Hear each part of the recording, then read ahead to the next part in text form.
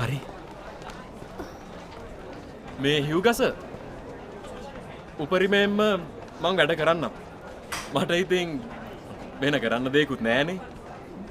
යොදවපු සල්ලි ඉක්මනින් ඕනේ. අවුරුදු 5කින් ඔයා මාව පහු කරනවනේ.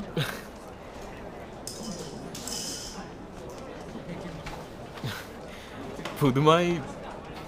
ඔයා මගේම සමාගමක් අරඹන්න කියපු එක. ඒකත් ගේම් එකක්.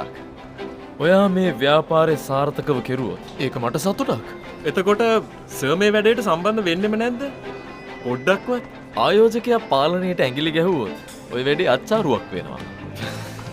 මගේම ව්‍යාපාරයක් කරන්න පුළුවන් වෙයිද මන්දා? මං උපරිමයෙන් මහන්සි වෙනවා සර්.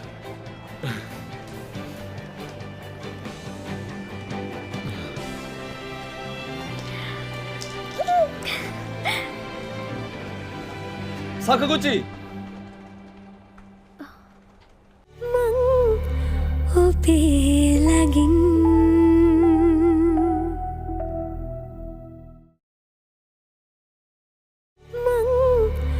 ඔපේලගින්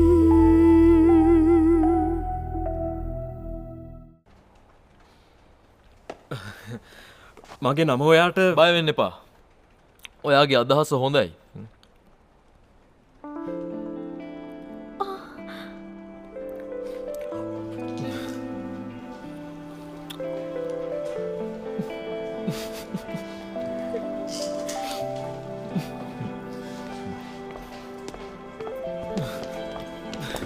හදවතින්ම මං ඔයාට ස්තුති කරනවා. මට ස්තුති කරන්න ඕනේ නෑ.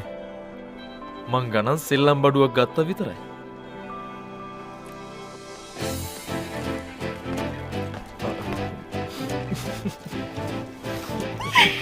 හරි. ඇයි ඔයා බිස්නස් එකකට යාට සල්ලි දුන්න? මගේ සල්ලි වලින් මට කැමති දේ කළා.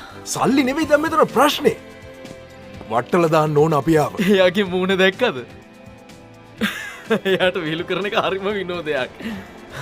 තනියෙන් වැඩ කරද්දි තමයි කෙනෙක්ට තමන්ගේ හරි වටිනාකම තේරුම් යන්නේ. තමන්ගේ මහන්සියෙන්ම ගොඩ යන්න දෙන්න ඕනේ.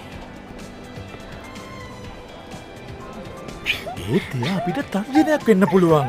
එයා හුඟක් සාර්ථක වෙලා අපිව පහු කරන් ගියොත් හිව්ගව්ව ගණන් ගන්න කෙනෙක් නෙවෙයිනේ. වෙන කෙනෙක් එයාව පහු කරන් ඉහළට ගියා වුණත් එයා බය වෙන්නේ නැහැ. මට නම් තේරෙන්නේ නැහැ. ඔයා ඇත්තටම හිව්ග ගැන මොකද හිතන්නේ? හෙලෝ. ඔව්. මිස්ටර්